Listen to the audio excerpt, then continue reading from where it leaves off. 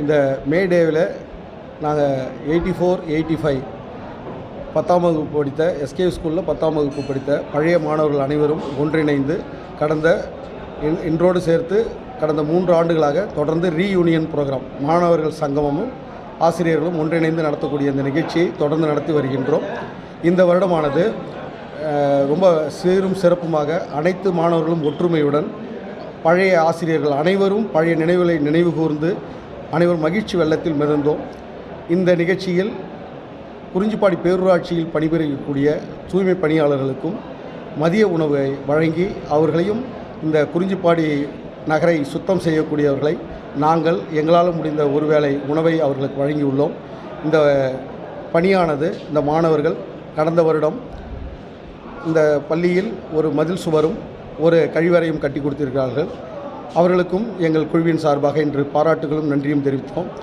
இதனைத் தொடர்ந்து வரும் ஆண்டுகளில் மிகப்பெரிய ஒரு பள்ளி வளாகம் கட்டுவதற்கு மாநிலங்களவை உறுப்பினர் நிதி மற்றும் இந்த பகுதியிலே உள்ள பாராளுமன்ற எம்பியினுடைய நிதியிலிருந்தும் சட்டமன்ற உறுப்பினராக இருக்கக்கூடிய மாண்புமிகு வேளாண் துறை அமைச்சரினுடைய நிதியிலிருந்தும் எங்கள் சார்பாக நாங்கள் கோரிக்கை விடுத்து நிதி வாங்கி இந்த ஸ்கூலை வளர்ச்சி அடைய ஏதுவாக கொண்டு செல்ல முன்னெடுத்துள்ளோம்.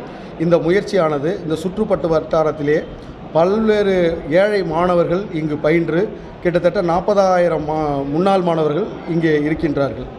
பல வெளிநாடுகளிலும் சரி இந்தியாவிலும் சரி பறந்து விரிந்து பல துறையிலே உயர்ந்த நிலையிலும் அரசியல்வாதிகளாகவும் குறிப்பிட்டு சொல்லப்போனால் இங்கே பயின்றவர்கள் சட்டமன்ற உறுப்பினராக ஏன் அமைச்சராகவும் இருக்கின்றார்கள். ஆகவே இந்த பள்ளி வளர்ச்சியை நாங்கள் முன்னெடுப்பதன் மூலமாக பழைய மாணவர்களும் இதில் ஒன்றிணைவார்கள். இந்த ஒன்றிணைப்பின் மூலம் எங்களுக்கு சிறப்பான இந்த பள்ளி வளர்ச்சியை உருவாக்க முடியும் என்று நாங்கள் நம்புகின்றோம். முடக்குவாதம், மூலம் உள்ளிட்ட நோய்களுக்கு சிறப்பு சிகிச்சை பெற ஸ்ரீவித்யா சித்தா மற்றும் வர்மா மருத்துவமனை, அரியலூர்.